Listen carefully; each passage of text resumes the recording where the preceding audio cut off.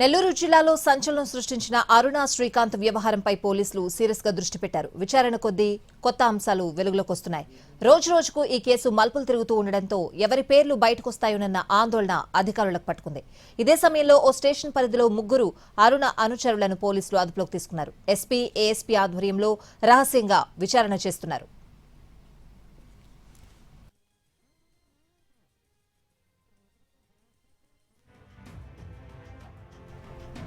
Police శాఖలోని అరుణ సానుభూతి పరుల మీద కూడా ఫోకస్ పెట్టారు. ఇద్దరు ఏపీఎస్పీ కానిస్టేబుల్స్ ని కూడా అదుపులోకి తీసుకుని ఎంక్వైరీ చేస్తున్నారు. గూడూరుకు చెందిన ఓ విద్యా సంస్థల చైర్మన్ కి అరుణ తరచూ కాల్స్ చేసినట్లు పోలీసులు గుర్తించారు.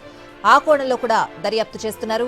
అరుణ వ్యవహారంలో సంచలనం కలిగిస్తున్న సమయంలో గుంటూరు రేంజ్ ఐజీ నెల్లూరుకు వెళ్లనున్నారు. మరింత సమాచారం మా ప్రతినిధి వెంకట్ అందిస్తారు.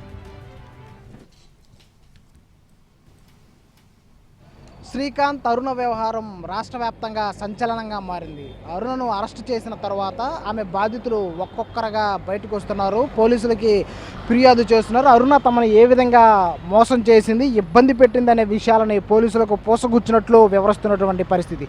అయితే అరుణని ఒక బిల్డర్ని బెదిరించి అక్రమంగా ఫ్లాట్ను రిజిస్ట్రేషన్ చేయించుకుందన్న అభియోగాల నేపథ్యంలో ఆమెను అరెస్టు చేసిన తరువాత కోవూరు చెందిన దాదాపు 21 మంది గిరిజనులు కోవూరు పోలీస్ స్టేషన్లో అరుణ పైన ఫిర్యాదు చేశారు. ఆ కేసు జరుగుతున్న క్రమంలోనే నాయుడుపేటకు సంబంధించిన ఓ శ్రీనివాసులు అనే వ్యక్తి జిల్లా పోలీసులకు ఫిర్యాదు చేశారు.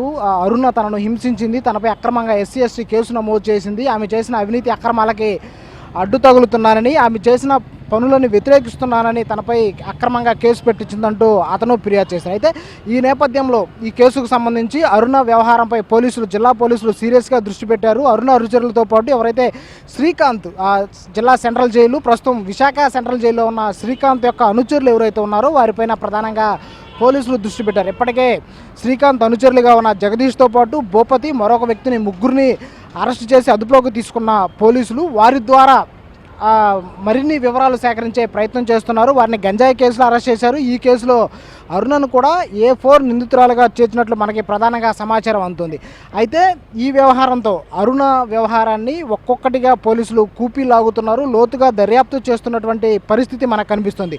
ఈ క్రమంలో ఓ పోలీస్ స్టేషన్ పరిధిలో దాదాపు ముగ్గురు నిందితుల్ని పోలీసులు అదుపులోకి తీసుకున్నారు. వారిలో ఏపీఎస్పీ బెటాలియన్కి సంబంధించి 2 కానిస్టేబుల్ ఉన్నారు.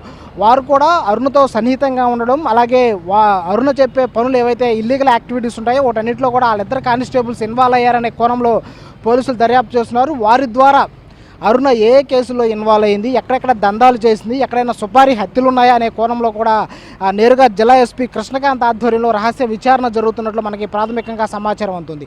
ఒకటి కాదు, జిల్లా వ్యాప్తంగా అరుణకు సంబంధించిన అక్రమాలు ఏవైతే ఉన్నాయో, దందాలు ఏవైతే ఉన్నాయో వాటన్నిటినీ కూడా పోలీసులు రహస్యంగా విచారిస్తున్నారు. బాధితుల నుంచి వివరాలు సేకరిస్తున్నారు. వారిని ఏ విధంగా అరుణ మోసం చేసింది, ఏ విధంగా ఇబ్బందులు పెట్టిందనే విషయాలను కూడా పోలీసులు దర్యాప్తు చేసినట్టు పరిస్థితి.